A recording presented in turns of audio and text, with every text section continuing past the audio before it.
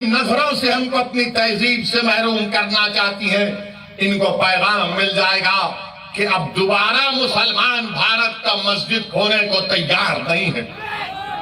मेरे अजीज दोस्तों और बुजुर्गों, मगर आज्ञानवापी का मसला आया, हिजाब का मसला आया, तो क्या कांग्रेस पार्टी ने कुछ कहा? कोई कांग्रेस के लीडर ने कहा? नहीं बोलेंगे। क्या समाजवादी के या आप पार्टी के किसी कायद ने कहा? नहीं बोलेंगे। क्यों नहीं बोलेंगे? क्योंकि इनको मालूम कि मुसलमान तो डराओ, इसको डराओ और डरा कर वोट हासिल कर लो। इनको मालूम कि मुसलमानों का जहन उसमें डाल दिया गया कि नहीं नहीं, आपको सरकार को बदलना है। मेरे अजीज दोस्तों और बुजुर्गों, याद रखिए मेरी इस बात को कि हुकूमत को आप नहीं बदल सकते, अपने नुमाइंदों को आप कामयाब कर सकते हैं। अरे मस्जिद का मसला आया तो नहीं बोलेंगे, हिजाब का मसला आया तो नहीं बोलेंगे, दिल्ली के जहांगीरपुरी में गरीबों की दुकानों को तोड़ दिया गया तो मुंह नहीं खोलेंगे। मैं जब दुकानों को दिल्ली में तोड़ा जा रहा था, जब बुलडोजर दुकान के पास पहुंच चुके, तो किसी गरीब ने मुझे फोन करके कहा कि ओवैसी क्या तुम आओगे या नहीं आओगे? मैंने कहा जरूर आऊंगा। पहली फ्लाइट लेकर दिल्ली को जब पहुंचा, हमारे दिल्ली के मजलिस के सदर कलीम हफीज साहब से कहा कि हमको जाना है। हम गए वहां पर, उसी मस्जिद में जाकर नमाज मगरिब अदा की, रास्ते में रोजा खोलना पड़ा, वक्त हो गया था। जिस मस्जिद के सामने उसकी दीवार को और गेट को शहीद कर दिया गया था। आप बताइए क्यों नहीं गए ये तमाम पार्टी के लोग जो मुझ पर इल्जाम लगाते हैं, जो मुझ पर इल्जाम लगाते? जाना था ना, नहीं गए। क्यों नहीं गए? क्योंकि उनको मालूम मुसलमान को डराओ और वो खुद ब खुद आपको वोट देता रहेगा। मैं इस मिजाज में तब्दीली पैदा करने के लिए आया हूं। मैं आपसे कह रहा हूं कि सिर्फ अल्लाह से डरो, इन जालिमों से मत डरो। मैं आपसे अपील करने आया हूं कि आप अपनी आवाज को उठाओ। अगर मुल्क में ये तमाम हालात पैदा हो रहे हैं तो उसका मकसद क्या है? कि भारत के मुसलमानों को डराया जाए, उनको खामोश कर दिया जाए और उनको मुसलमान सिर्फ उनकी घर तक रखा जाए और बाहर में मुसलमान के कोई मजारे ना करे। मैं आपसे अपील कर रहा हूं कि हम घर में भी मुसलमान बनकर रहेंगे, बाहर भी मुसलमान बनकर रहेंगे। हालात कुछ भी होंगे मगर हम डर कर मायूस हरगिज नहीं होंगे। हम डर कर अपने घर में नहीं बैठ जाएंगे। हिकमत के नाम पर बुज़दिली के मजारे नहीं करेंगे। मैं आपसे ये नहीं कह रहा हूं कि तशद्दुद पर आ जाओ, मैं आपसे ये कह रहा हूं कि अपने हौसलों को बुलंद रखो। मैं आपसे ये नहीं कह रहा हूं कि तशद्दुद करो, मैं आपसे कह रहा हूं कि सब्र का दामन मत छोड़ो, मगर जब मुकाबला होगा तो हिम्मत और हौसले को बुलंद रखो। और मुकाबला जमहूरियत के दायरे में रहकर होगा, मुकाबला जमहूरियत के दायरे में रहकर होगा। हम पीठ नहीं दिखाएंगे, सीना तान कर अपने हक के लिए लड़ेंगे। ये भारत का संविधान हमको इस बात की इजाजत देता है। मेरे अजीज दोस्तों और बुजुर्गों, वहीं पर जहांगीरपुरी में हुआ तो मध्य प्रदेश में सेंधवा में, खरगोन में घरों को तोड़ दिया गया और कहा गया कि पत्थर फेंकते थे। अब बताइए, एक वसीम शेख जिसके हाथ कटे हुए हैं, क्या वो पत्थर फेंक सकता है? जिसके दोनों हाथ कटे हुए, उसकी दुकान को तोड़ दिया। एक 75 साल के ज़ईफ शख्स को खूब पीटा, कहा कि तुमने पत्थर फेंका। तो उस बूढ़े ने कहा, अरे मैं 10 कदम नहीं चल सकता, कहां पत्थर उठाकर फेंक सकूंगा? क्या कोई आवाज उठी कांग्रेस की तरफ से? मध्य प्रदेश में तो आपकी सरकार थी, गुजरात में खंबाट में, हिम्मतनगर में 10-10 साल पुराने गोडाउन थे, बीजेपी ने उन गोदामों को तोड़ दिया। कौन है ये लोग तोड़ने वाले? क्या गुजरात का मुख्यमंत्री, मध्य प्रदेश का मुख्यमंत्री, गुजरात हाईकोर्ट का चीफ जस्टिस है? क्या तुम कोर्ट के जज बन चुके कि तुम तय करोगे कि कौन किसका घर तोड़ेगा?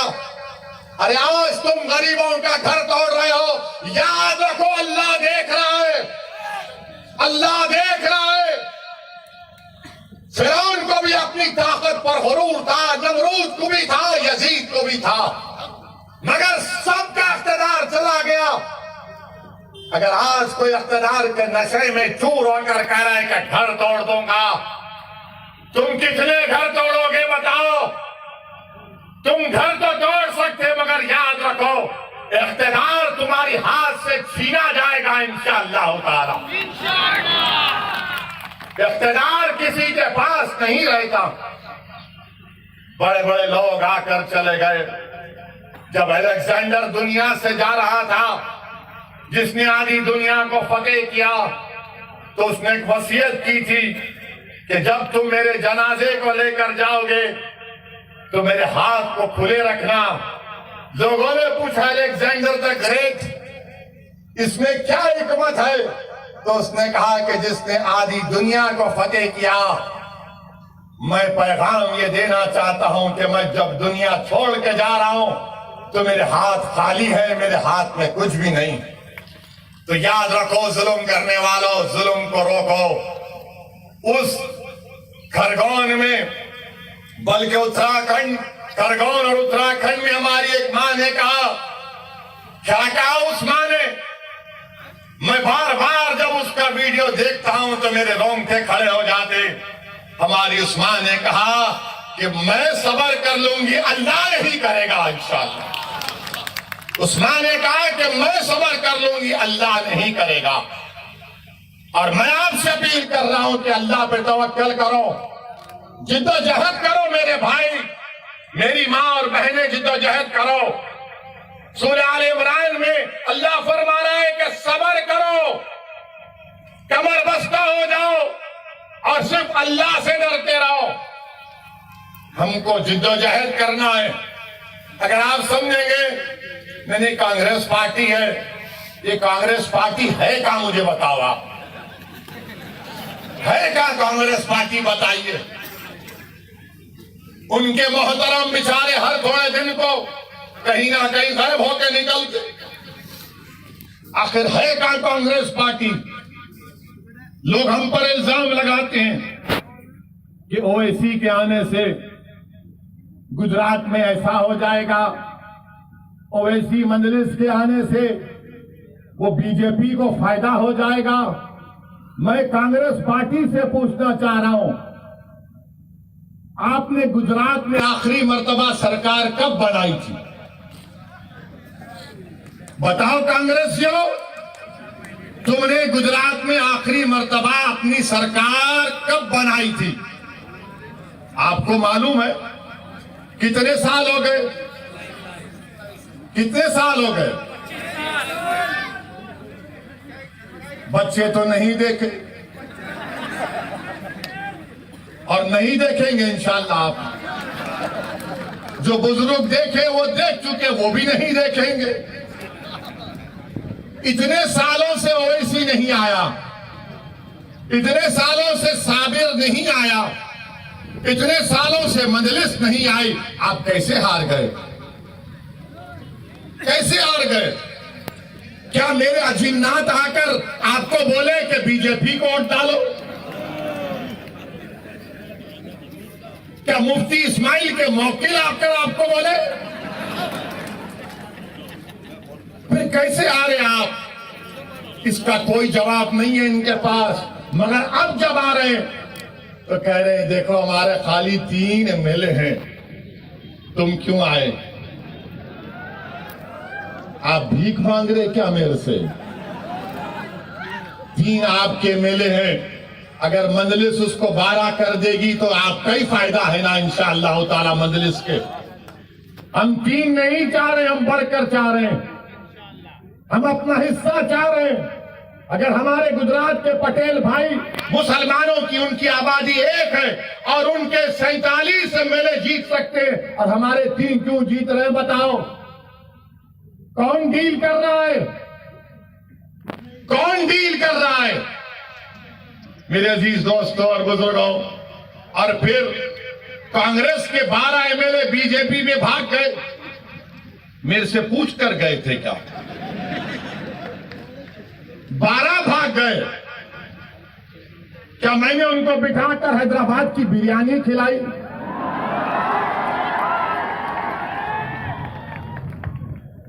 वो तो मेरी बिरयानी नहीं खाए, वो तो नरेंद्र मोदी का ढोकला खाकर चले गए बीजेपी में।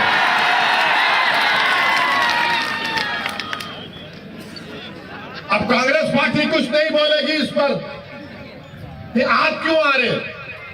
राहुल गांधी अमेठी में हार गए, मैं नहीं था। कैसे हार गए राहुल गांधी, बताओ?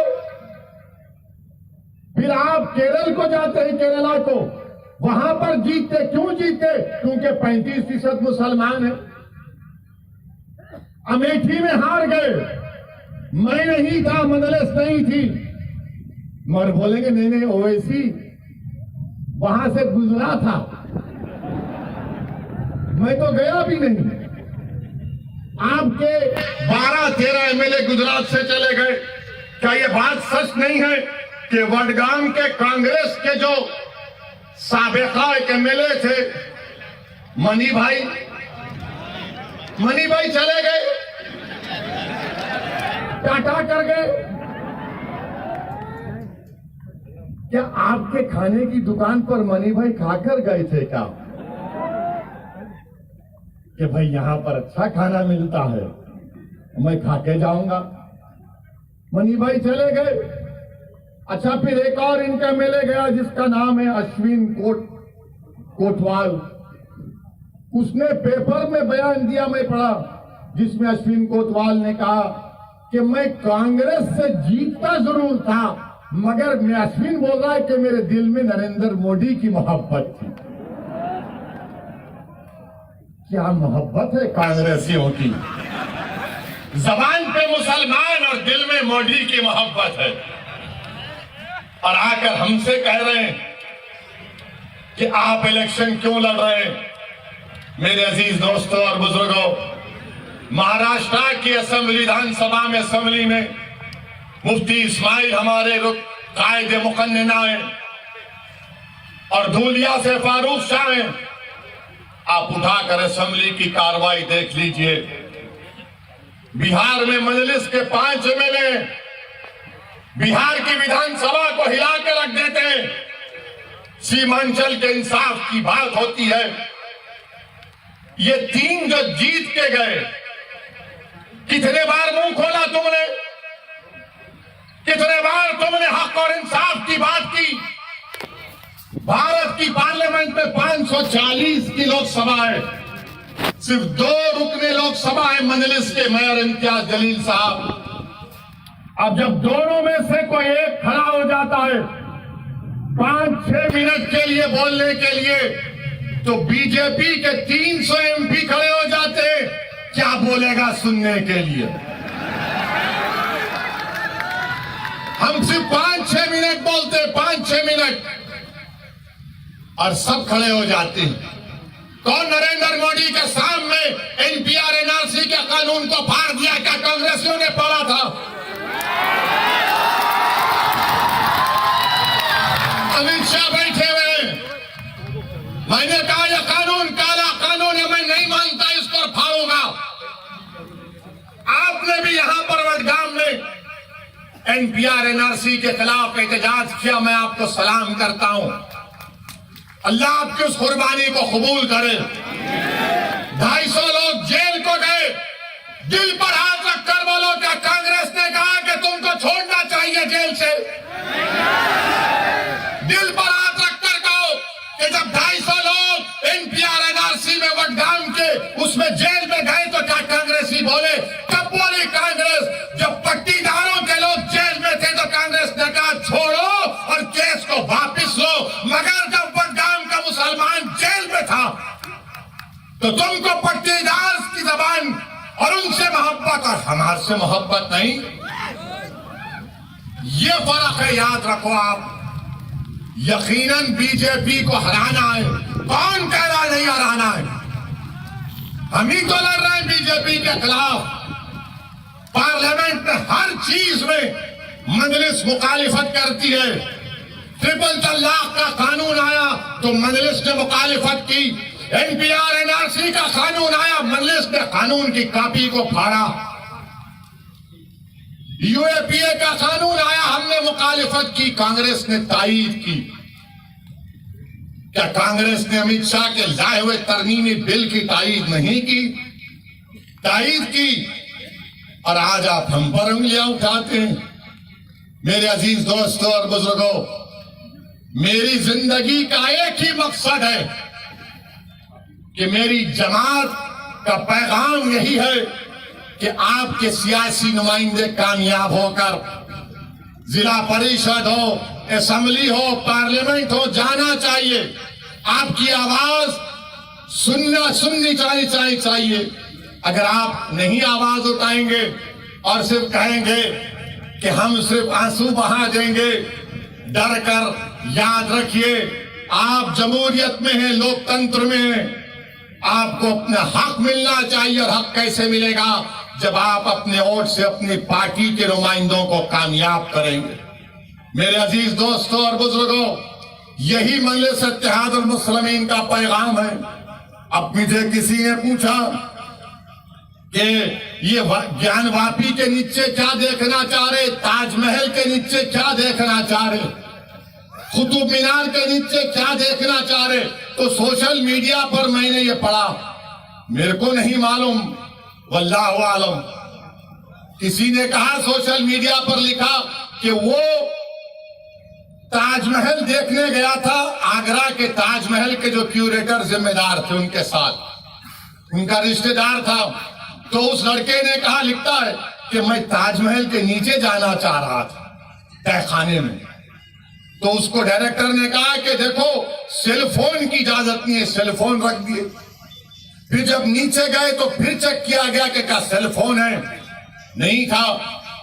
फिर जब दरवाजा खोलने की बात आई तो कहा दरवाजा नहीं खोलेंगे, उस पे गवर्नमेंट ऑफ इंडिया का मोहर है। उनसे कहा गया कान लगाकर सुन लो। तो उस लड़के ने ताजमहल के तहखाने में जो कमरा है उसमें कान लगाकर सुना। और वो खुद सोशल मीडिया पे लिख रहा है कि उसने बड़ी खूबसूरत इंसान की आवाजें सुनी, उसने बड़ी खूबसूरत इंसान की आवाजें सुनी। और वो क्या कह रहे थे ताजमहल से कि चौकीदार को बोलो नौकरियां नहीं है नौजवानों के पास, चौकीदार को बोलो कि पेट्रोल की कीमतों को कम करें। आवाज, सुरीली आवाज आ रही थी कि चौकीदार से बोलो कि महंगाई बहुत बढ़ गई, कम करो। और फिर बाद में आवाज आई कि चौकीदार चोर भी है। ये मैं नहीं, वो तो लिखा है। मुझ पर केस नहीं बुक कर सकते आप, सोशल मीडिया में आया है। ताजमहल के तहखाने में क्या है?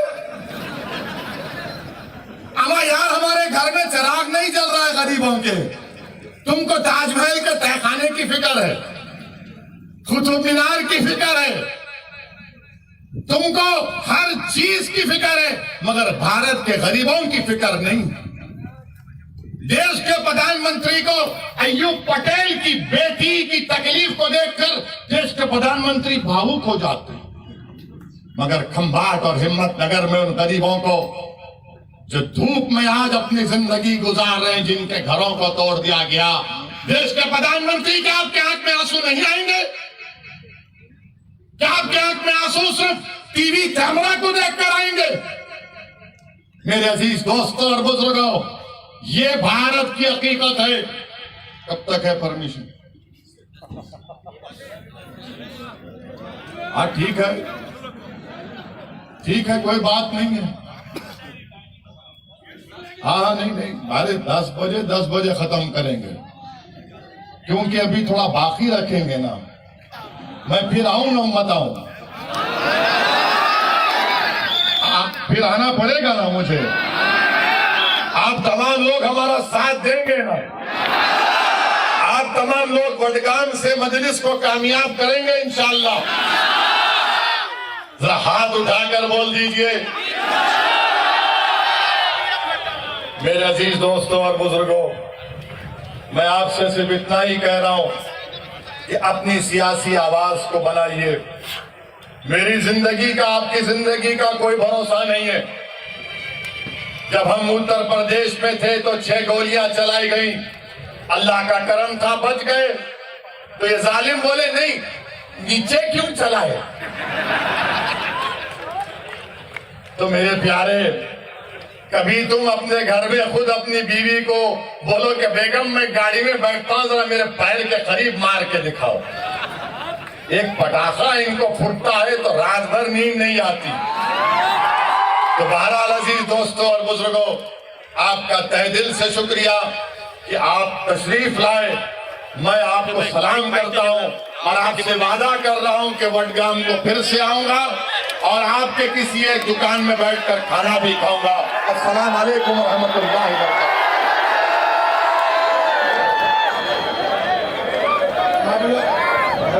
आप लोग अपनी जगह बैठ जाए।